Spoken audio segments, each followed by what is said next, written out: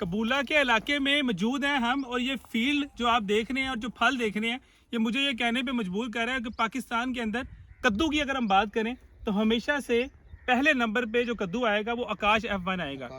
ये मैं आज खाली ज़बानी कलामी नहीं कहूँगा आपको, मेरे साथ कबूला के फार्मर मौजूद हैं, उनसे हम पूछेंगे कि आखिर इसके अंदर कौन सी खसूसियात हैं कि पिछली दफ़ा इन्होंने आधे एकड़ पे लगाया था और इस दफ़ा इन्होंने कम से कम 1.5 से 2 एकड़ पे आकाश F1 लगाया। जी बताइएगा, पहले अपना नाम बताएं। जी, मैं अहमद हसन फ्रॉम कबूला मरला चौक से, और पहली दफ़ा हमने पिछले साल लगाया था 1 एकड़ और अभी लगाया है 2 एकड़, और माशाल्लाह मौसम के लिहाज से काफ़ी बेहतर जा रहा है, और मार्केट के लिहाज से भी दूसरे बीजों की निस्बत ये रेट में भी 400-500 इजाफा है माशाल्लाह। कद्दू की बेस में हम बात करें तो ग्रीन गोल्ड में आकाश F1 दी बेस्ट जा रहा है। मतलब उनके कहने का ये है कि इस इलाके में सबसे पहले जो कद्दू आया वो आकाश F1 ने आया, और सबसे अच्छा रेट जब ये मंडी में जाते हैं तो उनको इसी फल का रेट मिलता है। तो अब इम्तियाज साहब से कहेंगे, इम्तियाज साहब जो मैंने शुरू में कहा कि ये पाकिस्तान के नंबर 1 वैरायटी है, अब इसके अंदर कोई शक तो नहीं रह गया? नहीं सर, शक तो है नहीं, क्योंकि आप ना नजर मारें, फील्ड दिखाएं आज हमारे नाज़रीन को जो देख रहे हैं। यानी कि फार्मर कह रहा है कि 7-8 तुड़ाइयाँ कर ली हैं, लेकिन किसी किस्म का कोई स्ट्रेस नहीं माशाल्लाह। ज़बरदस्त खड़ा, लश ग्रीन खड़ा है फील्ड,